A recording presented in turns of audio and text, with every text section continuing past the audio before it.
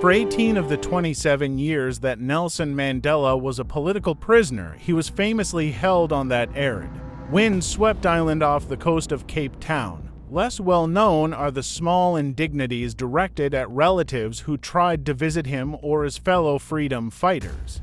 Thanks for watching the channel. To the world, Nelson Mandela was a venerated freedom fighter. To his children, he was just a father. His daughter Makaziwe reflects on his life. One night in late 1961, when Makaziwe Mandela was 7 years old, her father kissed her goodnight in their Soweto home. The next time she saw him, she was 16 and separated from him by a plastic screen on Robben Island. Mandela family members were only allowed on Robben Island once they had a passbook, an identity document that was largely used as a means of control for the black population during apartheid. But passbooks were issued on someone's 16th birthday, meaning prisoners were prevented from seeing their younger children. For those children, therefore, huge meaning was imbued in reaching that milestone, so a few weeks after her 16th birthday, Makaziwe was set off on the long train journey alone from Johannesburg. When she arrived at the docks in Cape Town, she felt a wave of excitement, mostly about giving her father a hug, but also about getting on a boat for the first time. Of course, they did everything they could to make you feel small. One way was saying black passengers had to sit in the hull as we couldn't be seen on deck, says Makaziwe on a video call from her house in Houghton, Johannesburg. Once we got to the island, I was held on one side and told I couldn't see Tata until everyone else had finished their visits. This was supposedly so nobody else would know he was there, but it felt like a punishment.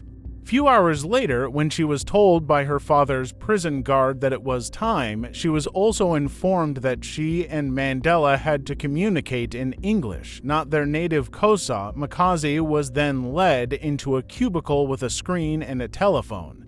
Years of waiting, and all I could do was kiss Dad through a screen with guards watching, she says. I was so disappointed. That was 1970. Mandela would spend a further 20 years locked in a cell. By the time he was released, Makaziwe was 36, living in the US and working on a PhD in anthropology. I watched him come out on television with everyone else, she says. It felt like everything was about to change.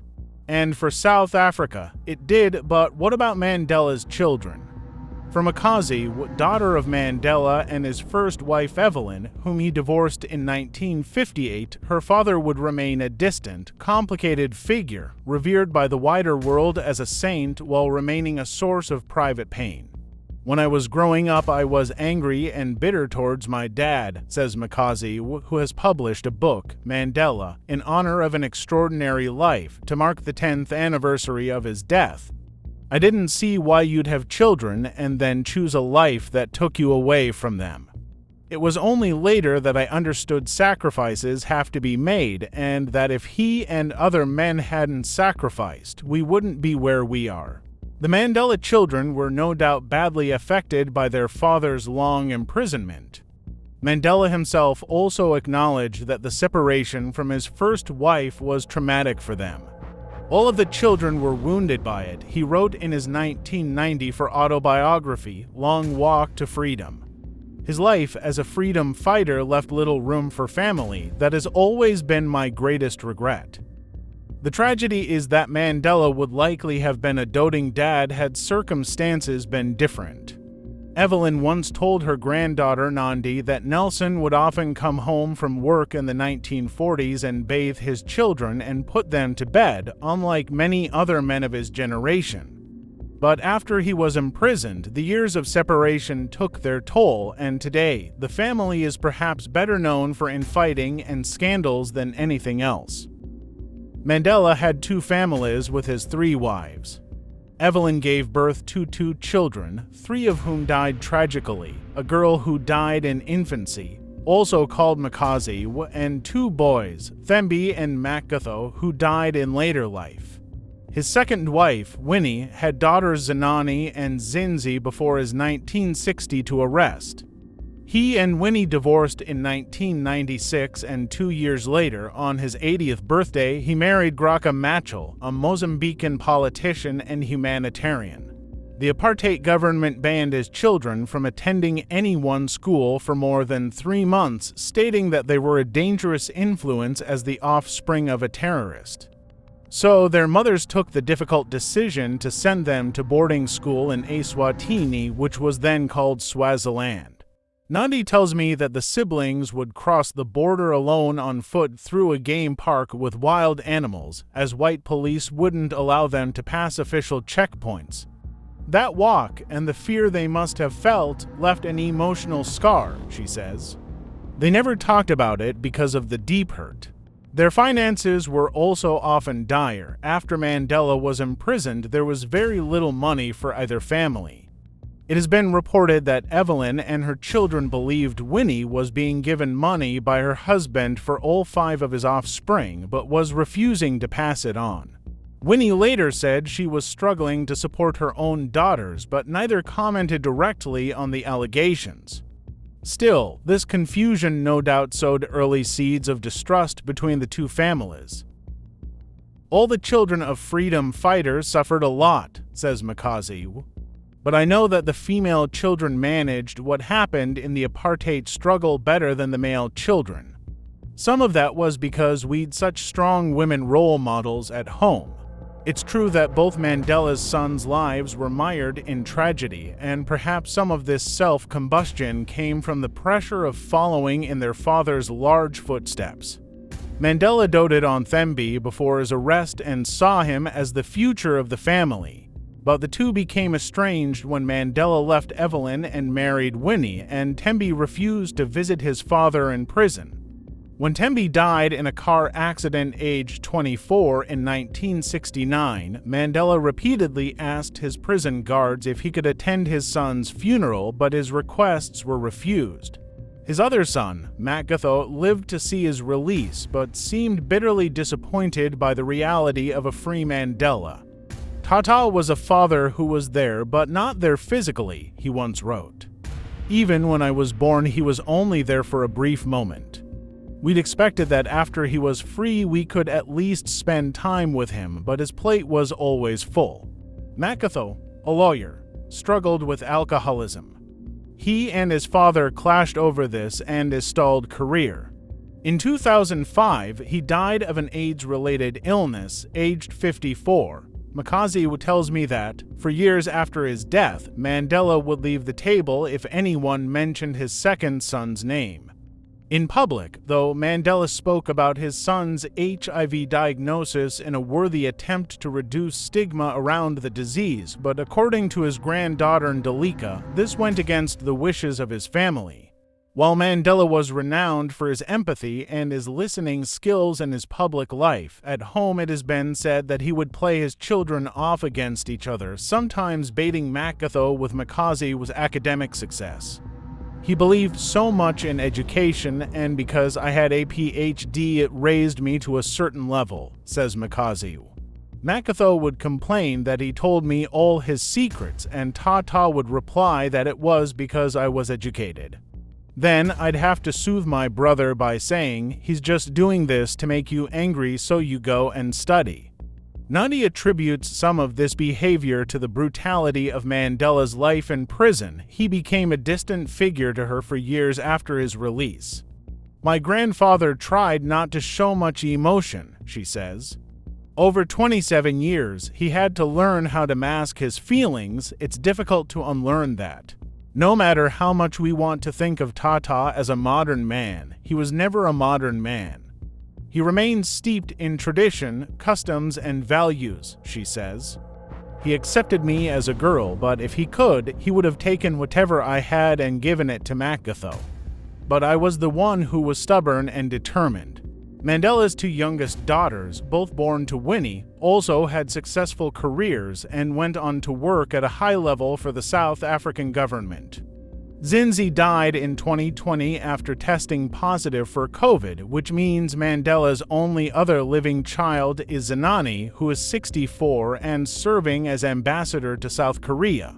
As the family comes together every December to mark the anniversary of Mandela's death, many of the 17 grandchildren will be present, although some of them have attracted controversy. In 2015, the eldest of Makaziwe's 4 sons, Mandela, was convicted of assaulting a motorist. 2 years earlier, Makaziwe, along with other family members, had brought a court case against Mandela for secretly moving the graves of 3 of her dead siblings. Makaziwe's second son Ndaba spoke out against his aunt, telling a news outlet that he had previously opened a case against Makaziwe at a police station, alleging she was selling goods taken from the Mandela residence. Most of the stuff that she's auctioning off is actually stolen from our house, from my grandmother's house, he said at the time. It is not her property, he added, however, that nothing had come of the case. Makaziwe's response is terse. Ndaba is a grandchild. He cannot dictate to me what should happen with Dad's property. Dad's property, which is left unattended in a house that cannot be locked, is being vandalized. I had to take it and put it in a safe place. Meanwhile, Mbuso Mandela, Makaziwe's 3rd son, has had various publicized brushes with the law. In 2017, he spent 10 days in jail after being arrested for failing to pay child maintenance, and last year he was arrested on suspicion of possessing an unlicensed firearm. In 2015, he was charged with raping a 15-year-old girl in a restaurant toilet in Johannesburg. He denied this, and the charges were later dropped. Dad used to complain to me a lot about the grandchildren, says Makaziwe, saying they were not living up to being Mandelas, but I would say they didn't have a role model. You weren't there. If you want them to be whatever you define as a Mandela, you have to teach them, but life did not give him the space to be really involved in their activities. Yet many of Mandela's grandchildren have the sort of happy memories of him that his own children were denied. Queenie, Makaziwe's eldest daughter, tells me about the moment Mandela tasted jelly babies for the first time. Nandi, meanwhile, recalls how, each year, they'd all come together for 5 days in the family house in Kunu in the Eastern Cape for his birthday. Amid the clamor of lots of children, Mandela would sit there with a smile on his face. He loved those moments, says Nandi. He was deprived of the sound of children for the entire time he was in prison, and the more noise we made, the more he would laugh. Today, all of them remain preoccupied by his legacy. Nandi, a theater producer, has been working on a musical, Mandela, which opened years ago at the Young Vic, and which she hopes to take around the world. Ndaba has written a book about Mandela, and now Makaziwe has done the same. Tellingly, even though they continue to focus their lives around Mandela's extraordinary story, many of them are stepping back from the political party that he once led. Mandela started attending ANC meetings in 1942 and became president of the party in 1991, but Makaziwe is among his descendants who no longer believe in the direction it is taking.